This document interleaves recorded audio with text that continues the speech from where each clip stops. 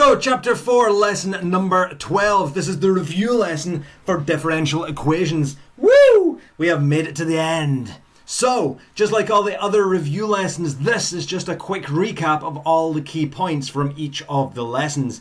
It does not include a big long explanation, it doesn't include every slide, and it doesn't include every example. If you are wanting more of an explanation, if you want to see more examples, look back at these individual lessons where I will go over everything in a lot more detail. So, let's begin. What is this chapter all about? Well, differential equations are equations where there is a first or a second or a third. Basically, there's any derivative. So here, these ones here, you have a first derivative, so we call that a first order differential equation. Here, because there is a second derivative, we call that a second order differential equation. And these are the ones we need to look at in advanced higher maths.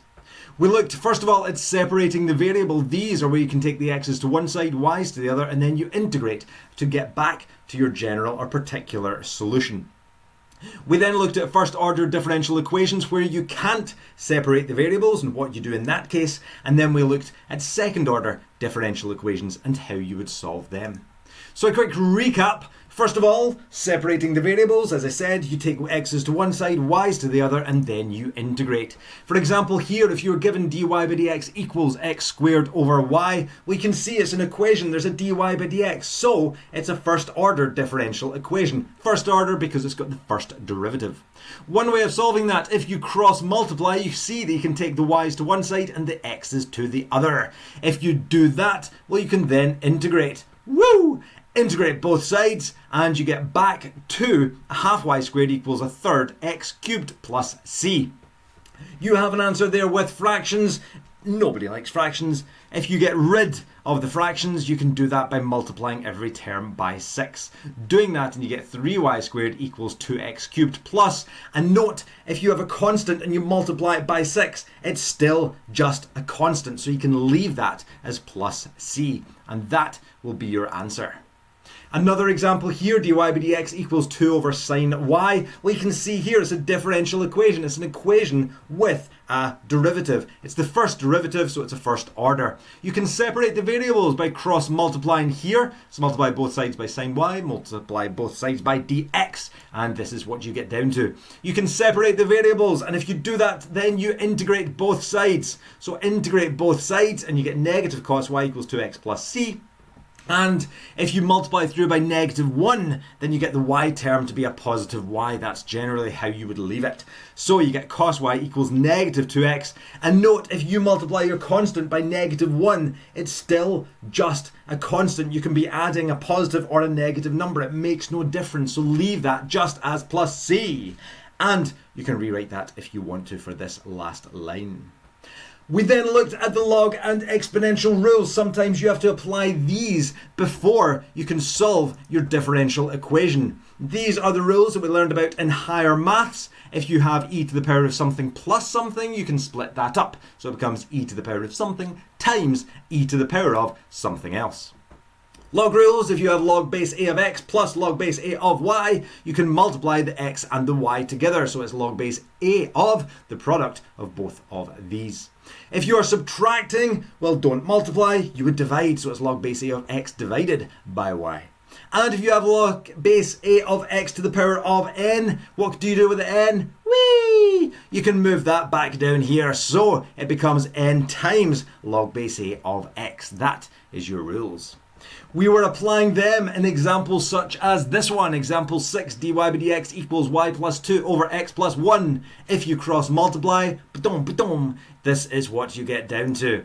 You can then divide and you get 1 over y plus 2 dy equals 1 over x plus 1 dx. You can see the variables have been separated. Woo! High five. So you can integrate both sides. Integrating both sides, this is what you get down to. Just remember your integration from the integration chapter. And you get log ln y plus 2 equals ln x plus 1 plus c.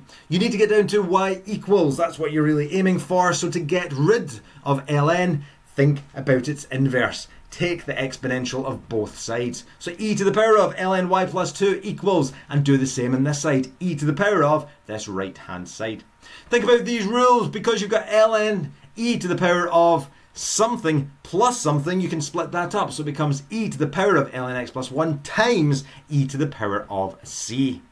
E and ln, one's the inverse of the other, so they will cancel, leaving you with y plus 2 and leaving you with x plus 1, but you've still got e to the power of c.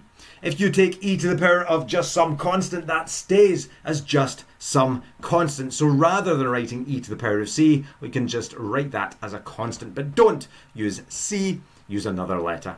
Use a. So you'd have a times x plus 1 take away 2, and that'd be y equals.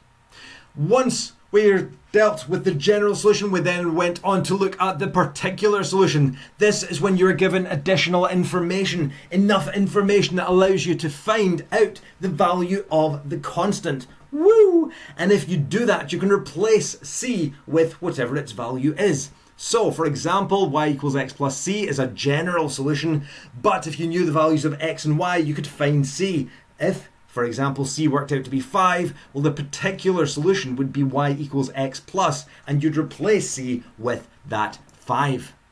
Looking at an example on that, if you have the x squared dy by dx equals 4x squared plus 1, you're also told that y is 2 and x is 1. So again, separate the variables the way you normally would. Once the variables have been separated, you would integrate, and you get down to y cubed equals 4x cubed plus 3x plus c. Because you're told y is 2 when x is 1, you can replace y with 2 and replace x with 1. And doing that lets you find out the value of c. Once you know c, you can sub that into this general solution. Replace c with 1, and that is what you would get. In this example here, because you've got y cubed, you can easily get down to y by taking the cube root of both sides. And that would be your particular solution.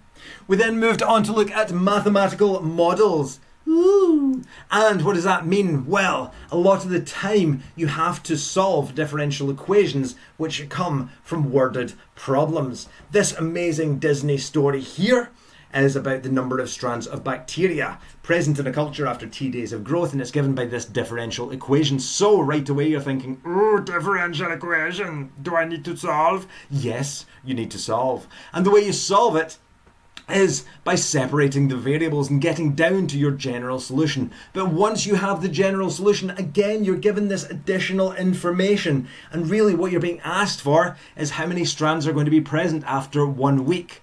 So you know to start this for part A, for solving the differential equation, separate the variables. So, separate the variables. Well, you can see it's already been done, so you can integrate both sides. Doing that, and then you get down to x equals a times e to the power of kt. If you want me to go over this in more detail, look back at the lesson. So x equals a to the power of e to the power of kt. From there, because you are told that initially there are 326 strands, well, that means initially means at the very start. So when the time is 0, x, the number of strands, is 326. So you can replace t with 0 and replace x with 326. Doing that lets you find out another value. In this case, it lets you find the value of a. Because you now know the value of a, you can sub that into your equation. So we can replace a with 326. We're also told that after 4 days there's 1,833 strands, so we know that when t is 4, x is 1,833. And we can sub them into the equation as well, and we can start to rearrange that. If you do that, then you get down to k equals 0.4317. Because you have the values now of a and k, you can rewrite this equation that we started with, x equals a e to the power of kt, replace a and replace k, and you now have x equals 326 e to the power of 0.4317 t. And because it's asking you how many strands are present after 1 week, well, you know t is 7 days. So you can just replace t with 7 and you will get down to your answer. After that, we then went on to look at first order differential equations, but ones where you cannot separate the variable. So here in this example, if I asked you to separate the variable, you would be there forever. It can't be done. So you need to find a different way to solve them. And the way you solve them is, if they are in the form of dy by dx plus something y equals something, well, what you need to do is you need to think, right, well, this bit that I'm multiplying y by, I'm going to call p of x. And what is on the right-hand side, I'm going to call q of x. Two steps to this. First of all, you get the integrating factor, and the integrating factor is e to the power of the integral of this part here that's in front of y.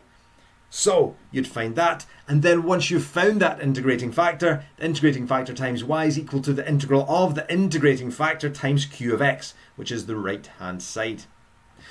So, to begin with, if you can't separate the variables, make sure the equation is of the form dy by dx plus something y, this something we're calling p of x, and that equals the right-hand side, which we'd call q of x. So identify p of x and q of x, get the integrating factor, e to the power of the integral of p of x, sub that into this equation here, integrating factor times y equals the integral of the integrating factor times q of x, integrate, and then you can easily get down to y equals. So in this example here, example 1, we had dy by dx plus y equals 6e to the power of 2x. Because we've got dy by dx, perfect, it's already just on its own. So we know p of x is going to be the number, or whatever is in front of y here, it's just 1y, so p of x is 1, and q of x will be the right-hand side. So 6e to the power of 2x. Integrating factor is e to the power of the integral of p of x, which is 1, so if you integrate that you get x, so the integrating factor is e to the power of x. General solution, to get down to that, you sub that into this equation just here. So the integrating factor, e to the power of x times y, equals the integral of e to the power of x times by this q of x. Simplify that and then integrate, and then you can get down to y equals if you just follow those steps. More examples, just look out for the likes of, if you have x dy by dx, well, you know, first of all, you need just dy by dx on its own. So you divide through by x. Doing that, you will end up with dy by dx, take away 2 over x times y, equals, and if you divide this side by x, you'd get x squared sine x. From there, you're doing the same thing, get p of x and get q of x. Once you know them, you need the integrating factor. So e to the power of the integral of p of x, simplify that, and then sub that into this equation here. Integrating factor times y equals the integral of the integrating factor times q of x, and you can then rearrange to get down to y equals. Similarly to separating the variable, we then looked at the particular solution. So it's the same idea, but we were given more information. So here the additional information was that when y was 3, x was 1. So same thing, you need to get p of x, you need to get q of x. After you know them, you can get the integrating factor. Once you know the integrating factor, you can sub that into the general solution. So do that and you get down to y equals x squared plus c over x cubed. But remember, for the particular solution, you're given more information. We were told that y was 3 when x was 1. So we replace y with 3 and x with 1, and it lets us find the value of c. It lets us get the value of the constant of integration.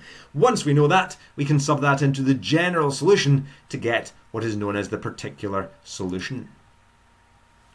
After we dealt with first order differential equations, either separating the variable or getting p of x and q of x and solving it that way when we can't separate, we then looked at second order differential equations. And you have two choices, two options when it comes to the second order. Either it's going to be equal to 0, and if it is, it's known as homogeneous, or it's going to be equal to something. And if it's equal to something that's not 0, it's called non-homogeneous. So we started off with second order differential equations, but homogeneous ones. So the right hand side was equal to 0. And to solve them, what we do first of all is we have to form a quadratic. We have to look at the coefficients of d2y by dx squared, dy by dx and y, and they will form the coefficients of k squared k and this number here. So we form the auxiliary equation. We get the roots, and depending on the roots, well, that depends on what the general solution is going to look like. So you need to remember this big table where a and b are constants. If We have, for example, this one here, d2y by dx squared plus 2dy by dx, take away 8y equals 0. Well, you form the auxiliary equation. So coefficients of d2y by dx squared, dy by dx, and y, we've got 1, so that'll be 1k squared, plus 2, so it's plus 2k, and then minus 8y, so it's minus 8 equals 0. Solve that by factorising, and you get two values for k. You get negative 4, bump, and you get 2, bump. Because you get these two values, it means that the roots are real and distinct. And when the roots are real and distinct, the general solution is of the form ae to the something x plus be to the something x. These two somethings will be these two values. Do not worry if you get it the other way around. You may have ae to the power of 2x plus be to the negative 4x. That's absolutely fine. It just means they will be swapped around in your answer as well, if you were going further. Second example here, same idea, you get the auxiliary equation, but we get down to repeated roots. And if we have a repeated root, k is 3, then that changes the general solution. So here we now have ax plus b in brackets e to the power of something x, and that something is whatever your repeated root will be. Example 3. This is where we have to factorise to solve, but we cannot factorise. And if you can't factorise, you would use the quadratic formula. So using the quadratic formula, you get negative 4 plus or minus the square root of negative 36 over 2. You can't get the square root of a negative. But if you look to the chapter on complex numbers, chapter 12, you'll see that what we do if we get down to the square root of a negative, we split up the surd. So we get the square root of 36 times by the square root of negative 1. The square root of 36 is 6, and the square root of negative 1 we call I, so we write that as 6i. And then you can divide both of these terms by 2, so you get negative 2 plus or minus 3i.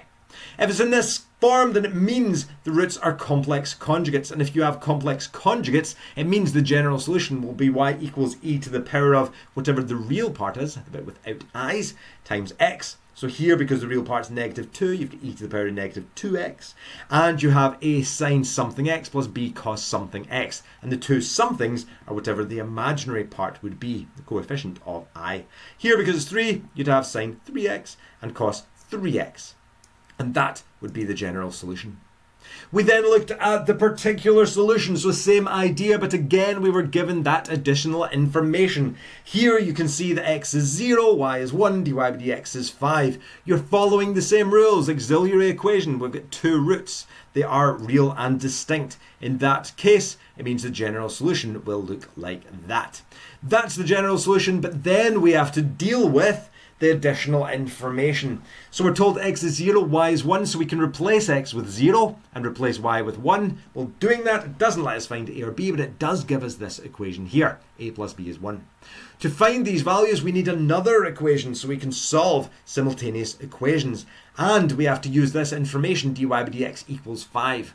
So differentiate the general solution and sub in dy by dx, replace that with 5, and replace x with 0. Doing that gives us 3a plus b is 5. So we've now got these two equations. Once we have the two equations, you can subtract them. It lets you find the value of a, and you can sub that into one of the other equations to get the value of b. So what we're doing, once we know a and b, all we're doing is we're replacing them in the general solution. So a was 2, so we'd have 2e to the power of 3x. b was negative 1, so we'd have take away 1e to the power of x. And that would then give you your particular solution. After that, we then moved on to look at non-homogeneous second-order differential equations. And remember, these are ones where the right-hand side does not equal 0. And the way you solve these is to imagine it does equal 0. Imagine it's a homogeneous equation you would have, and you would solve that and get the general solution. But we don't call it the general solution. What we call it is the complementary function. Woo! And once you do that, you then have to come up with what's known as the particular integral. And that is based on the right-hand side, which we'll look at in just a second. The general solution of the second-order non-homogeneous differential equation is the sum of the complementary function plus that particular integral. The particular integral depends on the right-hand side. You need to look at what it's equal to. It's equal to f of x. What is f of x? If it's linear, you need to choose the particular integral to mirror that. So if you have something x plus something, choose something x plus something. So px plus q. If you have a quadratic with an x cubed, set the particular integral to be a quadratic. Note here you've got x squared plus 0x take away 1. You still have to include that x term. Because you've got something e to the power of 2x, particular integral will be something e to the power of 2x.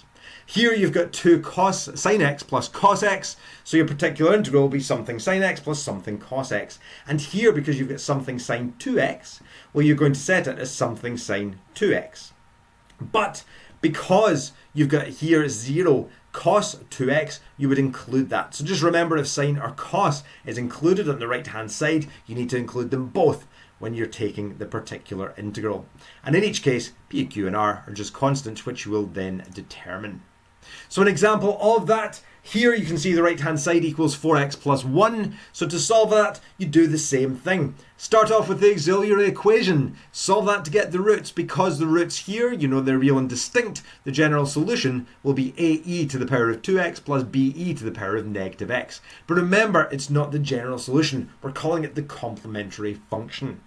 Once you get the complementary function, you look for your particular integral. The particular integral depends on the right-hand side. Because you've got 4x plus 1, it's something that's linear, you're going to set y equal to something that is linear, so px plus q. Differentiate y, so you get p, differentiate again, so you get d2y by dx squared, which is 0, and now you can replace them in this original equation. Replace d2y by dx squared with 0, replace dy by dx with p, and replace y with px plus q. Doing that, it lets you get down to an equation. And from this equation here, you can find these values of p and q for the particular integral. To do that, you look at the coefficients. So looking at the coefficients of x, we've got negative 2px, and here you've got 4x. Because both sides are equal, the number of x's on the left must be equal to the number of x's on the right. So you can say then that negative 2p must equal 4, and that lets you solve to find the value of p. On the left-hand side, looking at the constants, we've got negative p and we've got negative 2q. On the right-hand side, we've just got a constant of 1. The constants, again, must be equal because both sides are equal. So negative p take away q, 2q equals 1. We know the value of p, so we can sub that in, and it lets us get the value of q. We know then the particular integral, we had p of x, px plus q. So p was negative 2, so it's negative 2x plus q is a half, so that's the particular integral. Remember the general solution, the way you find that is the complementary function, which was the ae to the power of 2x plus be to the negative x, plus the particular integral, but that there is the particular integral, so you would add that on the end, and that's the general solution when it's non-homogeneous. We looked at this example. Again, same idea. We want to start off getting the complementary function because the right-hand side is not equal to 0.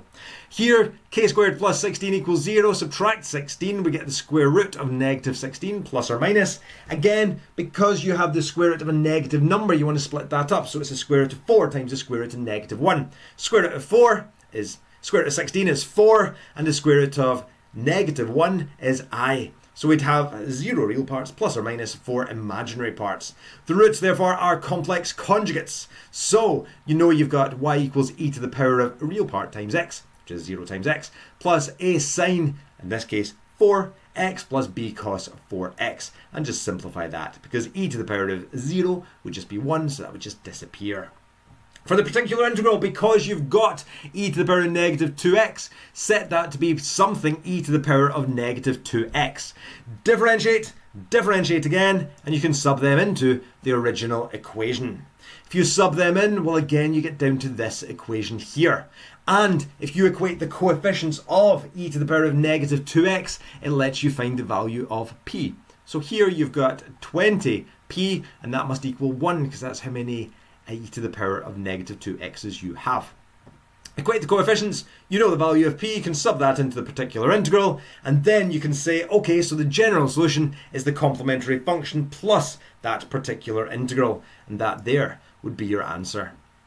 Same idea, This time, because you've got 10 sine x, well, we're solving that just the way we normally would, but for the particular integral, remember when it includes sine or cos, you're going to include both sine and cos for the particular integral. So we've got p sine x plus q cos x.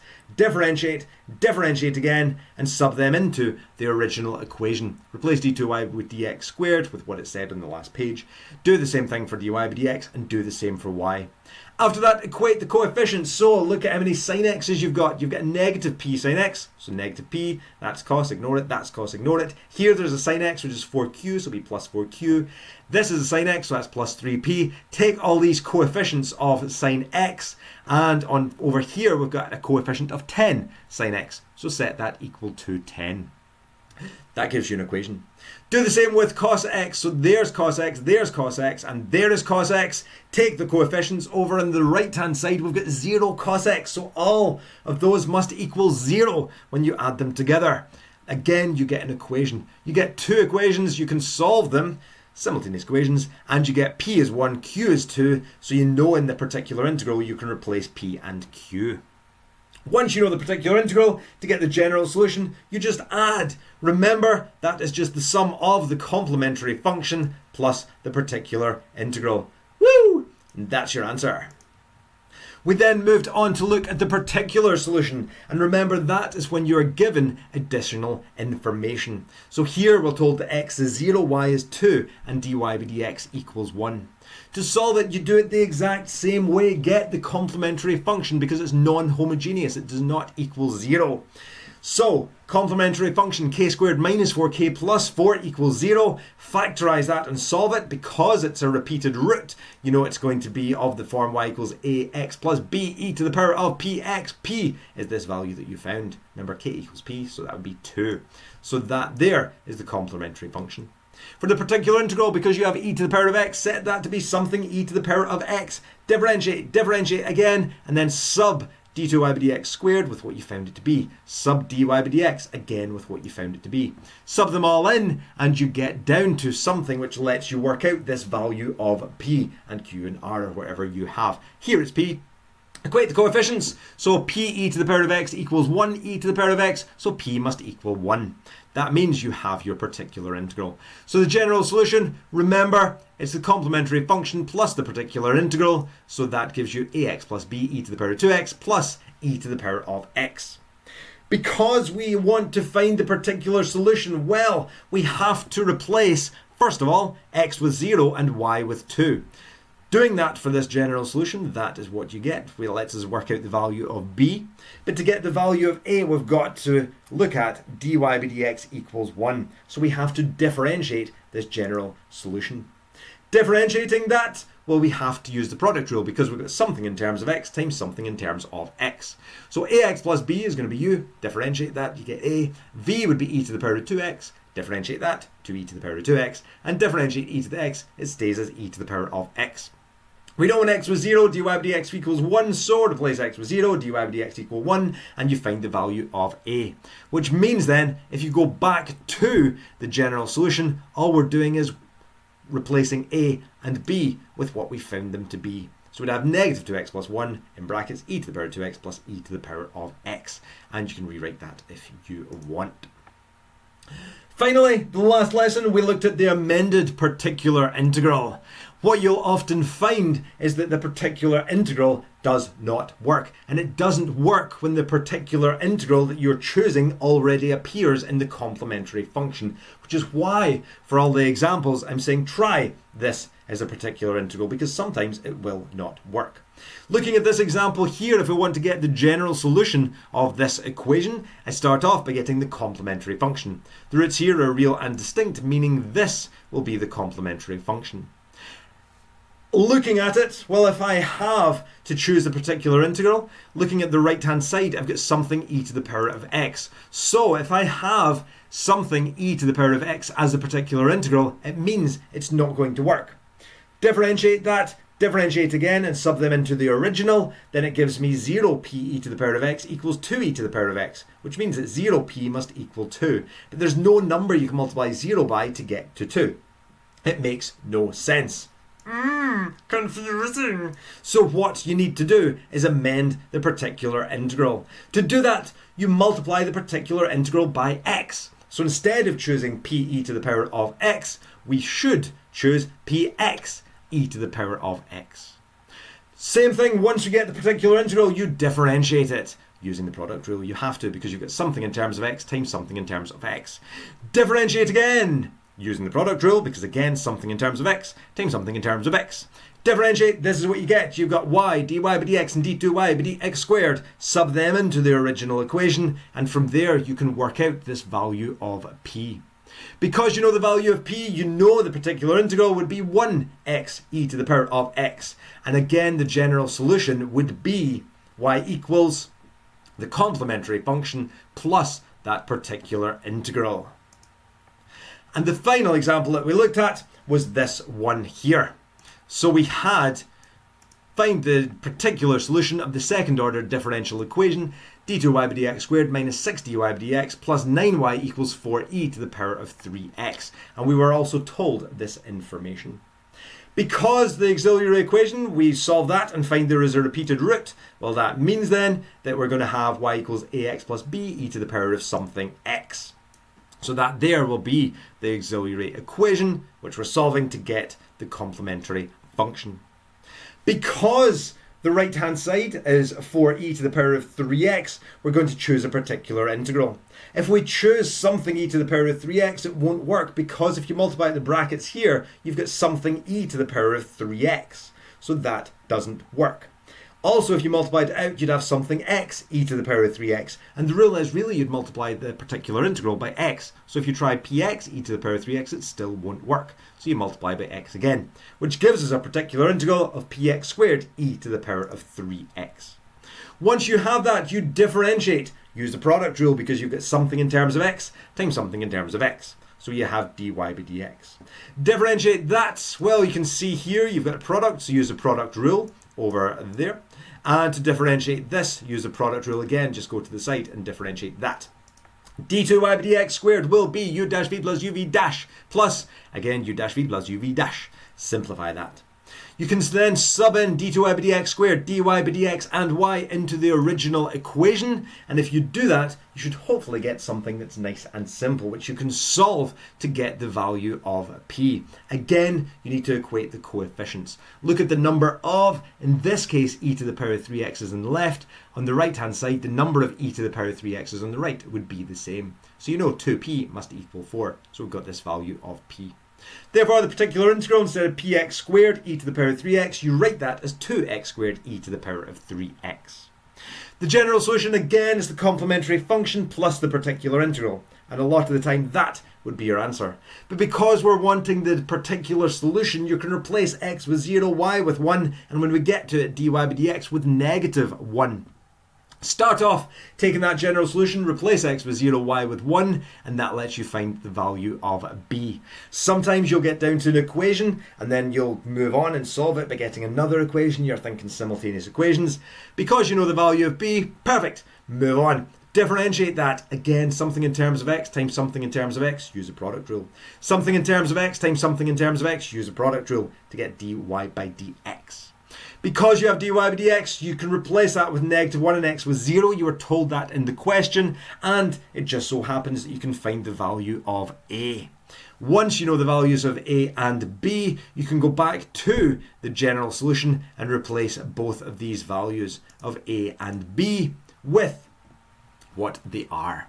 So you'd get down to your particular solution. This up here would be absolutely fine as your answer, but I'm just rewriting that so it's one takeaway for x rather than starting with the negative. That is a quick recap on differential equations. All the differential equations questions are in the Unit 1 booklet on page 79 right the way through to 104. Go back, try any of these questions, make sure you're 100% okay with every single one of them, and if you have any problems, maybe look back at the individual lessons where I'll explain things in a lot more detail. Best of luck. Have fun. Bye. Woo!